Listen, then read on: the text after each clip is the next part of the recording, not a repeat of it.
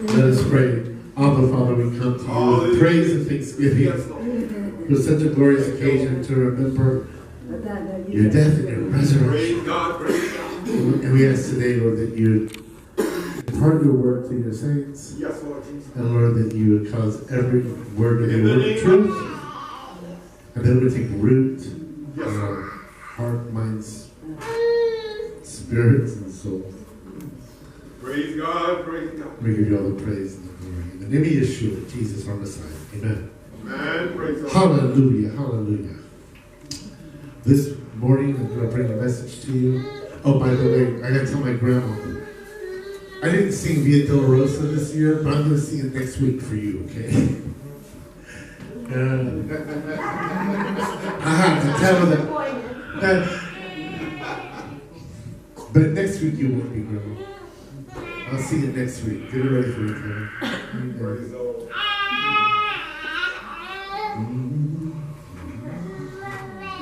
I have to brush up on my Italian to sing that song, so. Or Spanish, whichever one it's in. Praise the Lord. Hallelujah.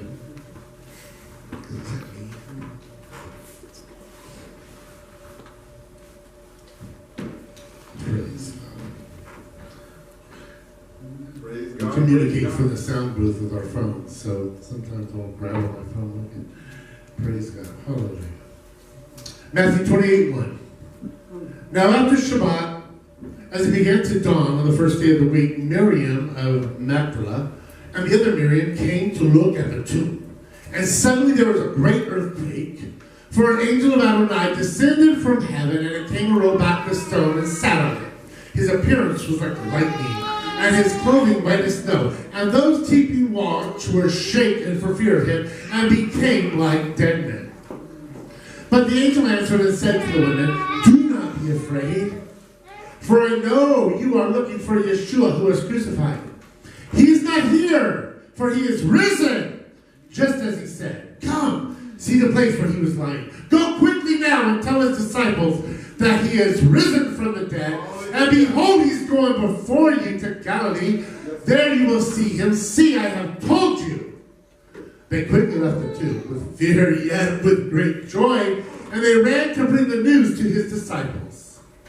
And behold, Yeshua met them. "Shalom," he said. They drew near, grasped his feet, and worshipped him. "Don't be afraid," Yeshua said to them. "Go tell my brothers to head for the Galilee, and there they will see me." Matthew 20:16-20. Now the 11 disciples went to Galilee, to the mountain Yeshua had designated. When they saw him, they worshipped, but some wavered. And Yeshua came up to them and spoke to them, saying, "All authority in heaven and earth has been given to me. Go therefore and make disciples of all nations, immersing them in the name of the Father and the Son and the Ruach HaKodesh." That's the Spirit of the Holy One, or translated the Holy Spirit. "Teaching them to observe all I have commanded you." I love to hear babies in church. Amen. I love to hear babies in church. That means families are coming. Hallelujah. We love to hear babies in church. Hallelujah. And the Ruach HaKodesh, teaching them to observe all I have commanded you. And remember, I am with you always, even to the end of the age. John 21:1-19. Oh my goodness. Isn't God good? After these things, Yeshua revealed himself again to the disciples at the Sea of Tiberias. Now here is how he appeared. Simon Peter, Thomas called the twin, Nathanael of Cana in the Galilee, the sons of Zebedee, and the two of the other disciples were together. Simon Peter said to them, "I'm going fishing." "We're coming with you too," they said. They went out and got into the boat, and that night they caught nothing. At dawn, Yeshua stood on the beach, but the disciples didn't know that it was Yeshua.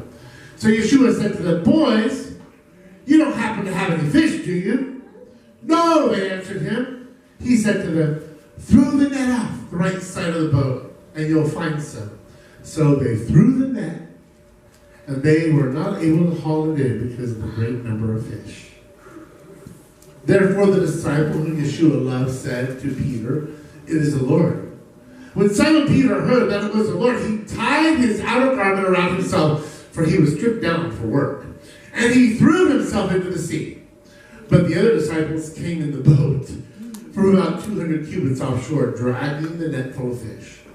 So when they got out onto the land, they saw a charcoal fire with fish placed on it and bread. Yeshua said to them, "Bring some of the fish you've just caught." Simon Peter went abroad and hauled the net to shore. There were 153 fish, many of them big, but the net was not broken. Yeshua said to them, "Come, have breakfast." None of the disciples dared to ask him, "Who are you?" knowing it was the Lord. Yeshua comes and takes the bread and gives it to them, and likewise the fish. This was now the third time that Yeshua was revealed to the disciples after he was raised from the dead. When they had finished breakfast, Yeshua said to Simon Peter, "Simon, son of John, do you love me more than these?" "Yes, Lord," he said to him. "You know that I love you." He said to him, "Feed my lambs." He said to him again a second time, "Simon, son of John, do you love me?" "Yes, Lord," he said. "You know that I love you." He said to him, "Take care of my sheep." He said to him a third time, "Simon, son of John, do you love me?" Peter was grieved because he said to him for a third time, "Do you love me?" And he said to him, "Lord, you know everything. You know that I love you." Yeshua said to him, "Feed my sheep." Amen, amen. I tell you that when you were younger, you used to dress yourself and walk wherever you wanted. But when you grow old, you will stretch out your hands, and someone else will dress you and carry you where you do not want to go. Now this he said to indicate by what kind of death Peter was going to glorify God. And after this, Yeshua said to him, "Follow me."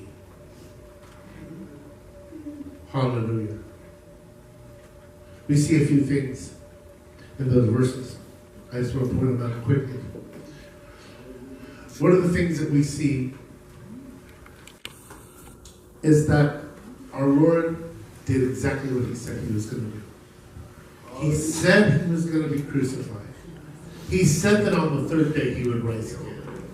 And he said he would see them at the Galilee. He always keeps his word. Amen? Yes, that is one of the reasons we do not have to be afraid.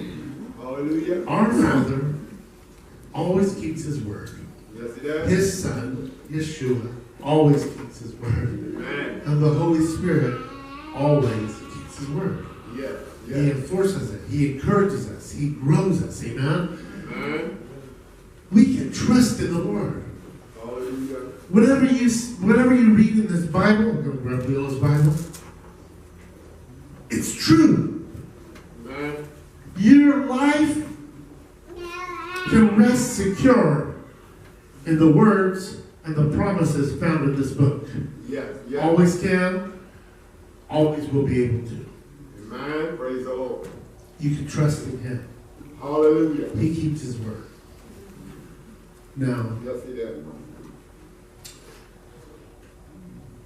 In the Galilee, there is a mountain called, the city on top of it. Galilee's on the bottom of the mountain right over it. The Sea of Galilee. There's a city called Safed. It looks like Safed, S-A-F-E-D.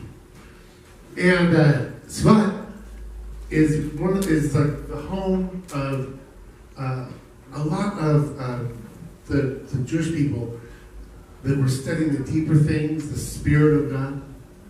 That the center for that before Yeshua even came was found in Safed. That was where the holy men would go and seek the Holy Spirit, the Ruach HaKodesh. And they also have put together the fact that God had in his word numbers that represented different sayings or names for him. And everybody in that region understood this. And they knew numeric values. We were on the Sea of Galilee. The little man that took us out, the man that took us out on the boat, it was just, he had a little private boat. Ray and Dr. Zander and myself, we had a private tour with him on the Sea of Galilee. It was just a God thing. It was much less expensive than the commercial tour we usually take, and it was more personal, and it was really a wonderful time up there. And I said to him, "Do you understand the significance?" The first time I was in Israel, our guide explained the significance to the fact that there were 153 fish caught, and he immediately had a great big smile. He said, "I was born and raised in this region." And he said, and everyone here in this region understands that 153, what it represents, what God was saying. The word says that creation declares his glory, amen? Right. What our Lord was saying, he says, I came to know Yeshua, although I am a Jew. I came to know Yeshua when I read this. All right. Hallelujah. Praise God. Hallelujah, amen? Praise the Lord. Praise the Lord. And he writes down 153. I just tore a scrap of paper. He wrote it on for me. I got this in my dresser drawer at home with my keepsakes. He says, he puts out what the words are. And I am God. When you add them up, the numeric value of all of the letters comes to 153. All right. I am God. And it was the word for God they recognized as the forgiver of sins. All right. All right. Praise the Lord. Today, that 153 that God did with the fish are still glorifying him and bringing people to know Yeshua. Amen. Today, Yes. I jumped for joy. Praise God. I was so excited to hear how marvelous our God is. Amen. Amen. Praise the Lord. Now, let's look at Simon Peter.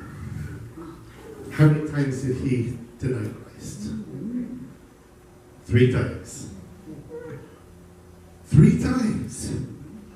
He didn't consider himself worthy anymore to be called a follower of Yeshua.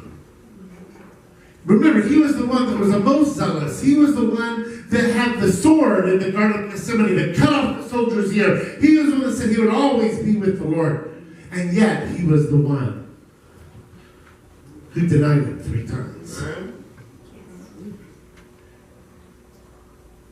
I love this. You see, in the Eastern culture, if you forgive someone, you must break bread. All right. And if you really forgive them, want them to know how deep your forgiveness runs, you prepare the meal. All right.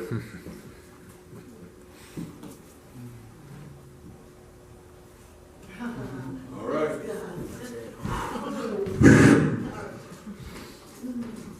There it is. Praise the Lord. Thank you. I just got such an incredible witness. Thank you, Lord. Thank you, Jesus. Hallelujah. I believe this is the meat of the message today. Praise the Lord. Oh, thank you, Lord. Praise the Lord. Yes, Lord.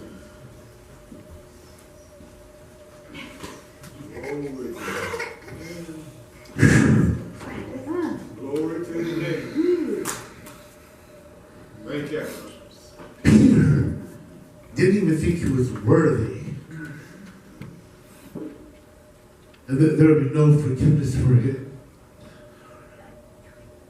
But Yeshua went to the place where he was. And he prepared a meal for him. And he called him with the fish. He called him with the fish. All right. Praise God. Praise God. Hallelujah. Thank you, Lord.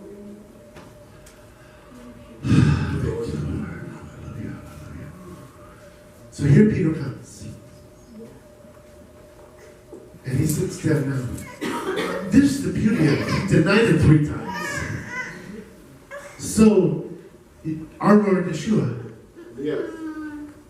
Jesus, Yes. he asks him 3 times, do you love me? Amen. He lets him affirm it 3 times because he had denied him 3 times. He lets him affirm it 3 times. All right.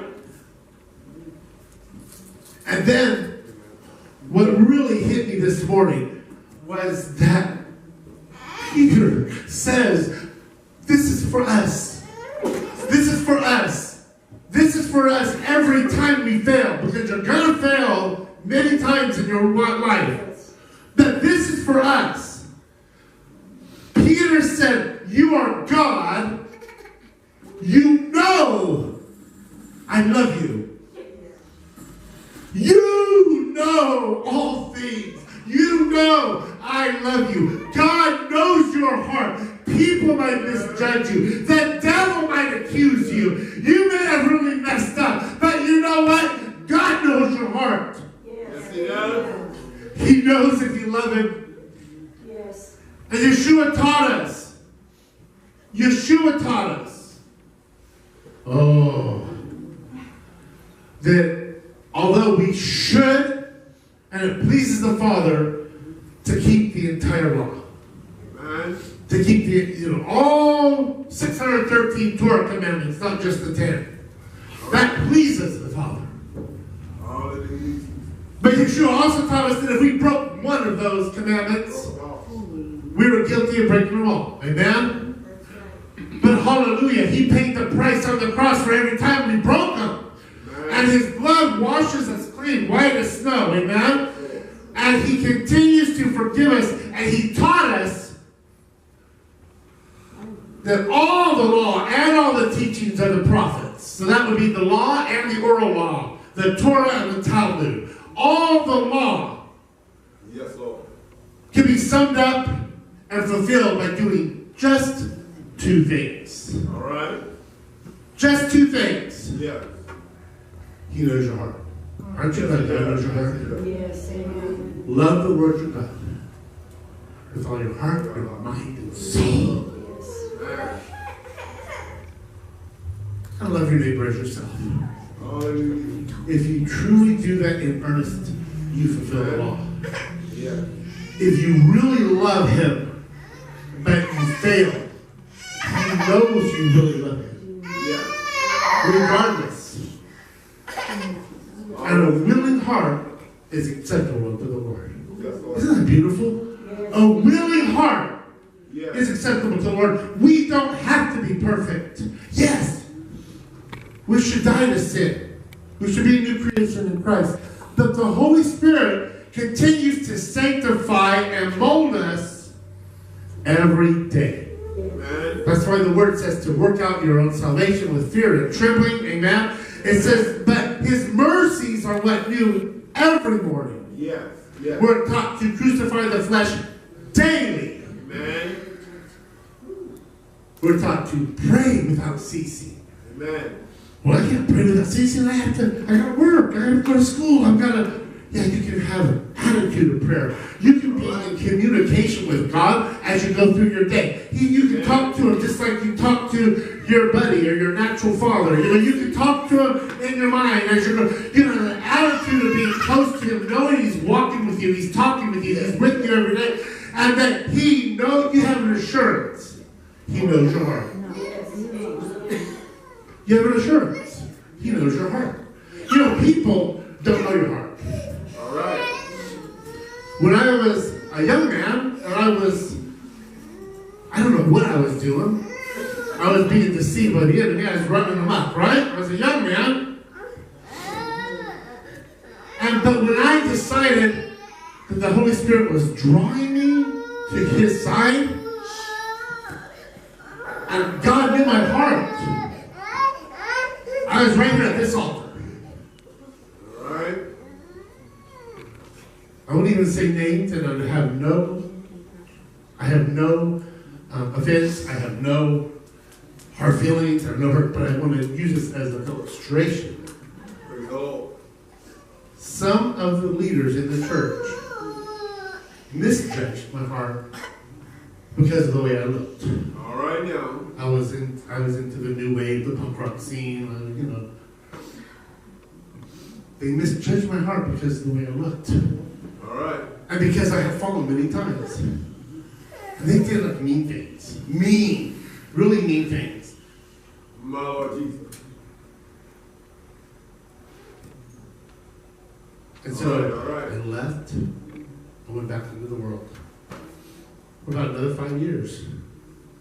Actually, I almost died 2 or 3 times during that time. Oh, God's grace, God's mercy, God's love. Amen. He comes after the lost sheep. He comes after the one who leaves the 99, and he brings us back. Yes. I think it's ironic. The one thing I vowed was that I would never step foot in this church again, and here I am, pastor. Doesn't God have a sense of humor? Does he have a sense of humor? We need to be careful about how we treat one another in the house of God. Amen. We need to be careful with our lips. Yes. How we talk about people. Praise God. How we judge them. Yes. Oh, Lord, forgive us for judgmental attitudes. Lord, forgive us for any gossip. Forgive us for wounding any of your little ones. Yes, Lord Jesus. Yeshua taught us that if we wounded his sheep, his little ones, we might as well have a millstone tied around our neck and toss us into the deepest ocean. Amen. If you haven't let it go, just ask him to forgive you and stop doing it. Ask the Holy Spirit to help you, right? But he is God. Yes, he is. He alone knows. Yes. Hallelujah. Thank you, Jesus. And he loved you. And he died for you. Amen. And he rose again. Yes, he did. Yes, He rose again. Amen. Hallelujah. Let's stand together. See, I promised I wouldn't be long today.